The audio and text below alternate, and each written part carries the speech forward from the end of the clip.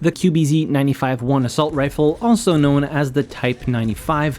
I haven't seen a whole lot of people use this weapon so far. I myself wasn't even using it a lot. I had tried it very briefly, but then somebody asked for me to make a build for the Type 95, and oh boy, have I been having a ton of fun using it.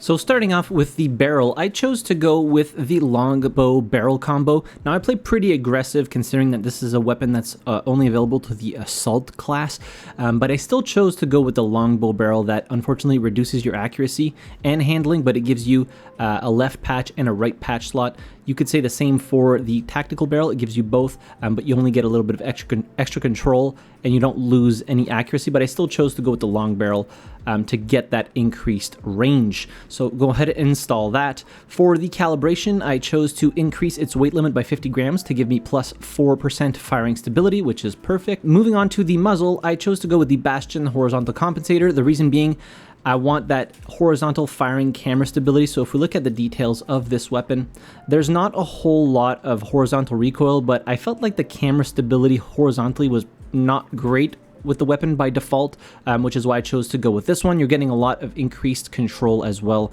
for this specific compensator. But honestly, you could probably do the same with the Sandstorm vertical compensator. I just felt like the weapon felt better to use with the horizontal compensator, but that might be, personal preference. Foregrip, I chose to go with the RK0 foregrip, so you're getting increased vertical control as this weapon has a lot of vertical recoil. This is going to help you in that department. It also increases the vertical firing camera stability, which is perfect. Equip that. The calibration for this one, I only increased it by plus 2 slots to give it plus 4% control. So you're going to see this weapon basically has like no kick at range. For the rear grip, I chose to go with the Invasion rear grip, so giving you further control and a little bit of handling, which is awesome. And for the actual calibration for this one, increased by plus 50 grams to give you even more control, so plus 6% extra control. Moving on to the mags, so I usually don't put any drum mags on my weapons, but for this one I did choose to install it, so you get a lot of penalties for this. So increased reload time, really negative handling,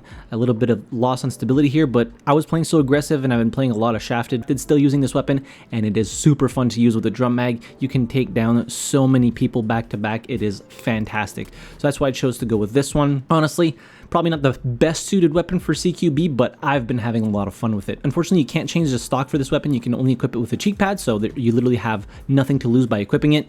You gain control, handling, and stability, which is awesome. For the calibration of the cheek pad, I chose to also increase its weight limit by 50 grams to give you another plus 6% control. So you're going to see this weapon is slowly turning into a laser beam. For the handguard kit, there's only one option here, the 95 longbow platform kit. So you have a few conflicting slots here, but it gives you a lot of other new slots that you can actually use. So that's why I chose to go with this. So now we can actually add an optic to the weapon. And as per usual, I always choose the mini red dot sight because that's my optic of choice. And then for the calibration, plus 0.25x. For the left and right patch, I chose to go with the DD Python handguard to give me a little bit of that lost handling from the drum mag. So that gives you plus 1 on both sides. You could probably put something else on here if you feel like the weapon is performing or not performing to your standards or how you'd like to play, but I chose to go with those. And finally, you have 3 rail attachments here that allow you to put flashlights and lasers and stuff like that. I chose to put a green laser light combo on the left rail, so you get a little bit of a penalty for handling, but obviously it gives you better hipfire accuracy because you do have that laser. And considering I've been playing really aggressive with this weapon, that's why I chose to go with it, but you could probably forego the laser. To use this specific build, you have to have the QBZ95 leveled up to 35 for the cheek pad or level 32 for the Bastion compensator.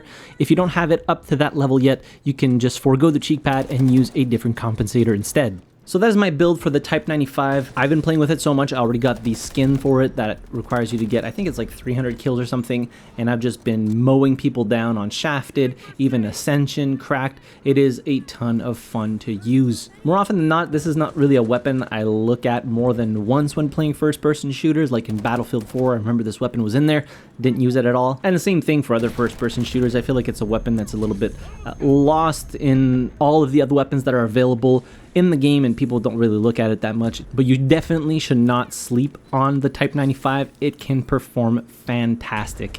And if you look at the damage, it does 22 damage per shot, so it's taking you 5-ish shots to down enemies in CQB, which is not terrible. It doesn't have the fastest fire rate. Overall, it has 679 RPM, which is not negligible, but not crazy fast like some of the other weapons like the HK or the M4 or the AS-Val, but you can still do a lot of DPS with the QBZ, and it is really easy to control at range. So with all this being said, I'll leave the share code to this weapon build in the comment section down below, as well as in the description. And thanks to GJ Gaming 2133 for recommending this weapon to me and asking me to make a build. It is really fun to use. And if you have any recommendations for future weapon builds, leave them in the comments down below. I read all of the comments and I will add it to the list. I'll leave you with a few of my highlight clips using this weapon. In any case, hit the like button if you enjoyed the video, subscribe to the channel if you haven't already, and as always, thank you very much for watching. I really appreciate it, and I'll see you guys in the next video. Have a good one.